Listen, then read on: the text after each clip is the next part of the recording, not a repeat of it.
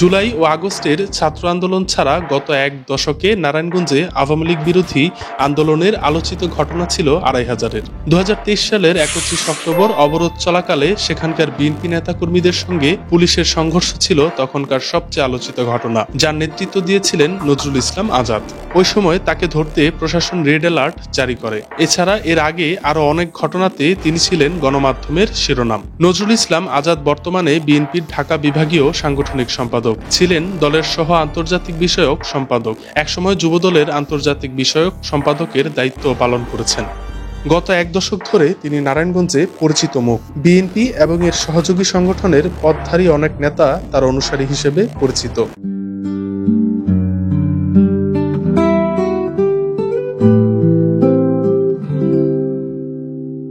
বিগত দিনে বিএনপির আন্দোলনের অনেক ক্ষেত্রেই তিনি নেতৃত্ব দিয়েছেন। কারাভোগও করেছেন বেশ কয়েকবার। অন্তত অর্ধশত মামলার আসামি হয়েছেন।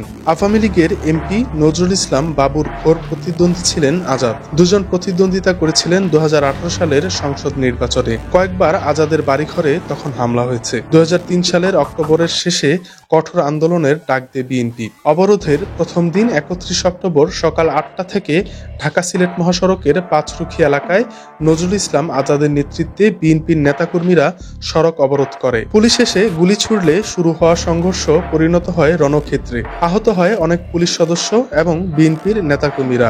এতে টনক নড়ে প্রশাসনের। ঘোষণা দেওয়া হয় যে কোনো মূল্যে আজাদকে ধরতে হবে। ওই ঘটনার পর রাজধানীর একটি হোটেল থেকে ১০ জনকে গ্রেপ্তার করা হয়। ২০১৮ সালের ৫ ফেব্রুয়ারি বিএনপির চেয়ারপারসন বেগম খালেদা জিয়াকে স্বাগত জানাতে ২৫০০ উপজেলার পাঁচরুখি এলাকায় বাড়ির সামনে থেকে গ্রেপ্তার হন নজরুল ইসলাম আজাদ। তাকে টেনে হিঁচড়ে পুলিশ ধরে নিয়ে যায়। এছাড়া রাজনৈতিক মামলায় তিনি আরো অনেকবার কারাভোগ করেছিলেন। আন্দোলনে মাঠে থাকার কারণে আওয়ামী লীগের হাতে বারবার আক্রান্ত হয়েছেন তিনি। ২০২০ সালের ১ জুন ২৫০০-এর ফতেপুরে দলের প্রতিষ্ঠাতা জিয়াউর রহমানের মৃত্যুবার্ষিকীতে যোগ দিয়ে বাড়ি ফেরার পথে আওয়ামী লীগের লোকজন লাঠিসোঁটা নিয়ে হামলা করে। এতে আজাদ ও যুবদল সভাপতি জুয়েল হোসেন সহ জেলা ছাত্র দলের সহসভাপতি মাহমুদুল্লাহ এবং আরো ১৫ জন আহত হয়।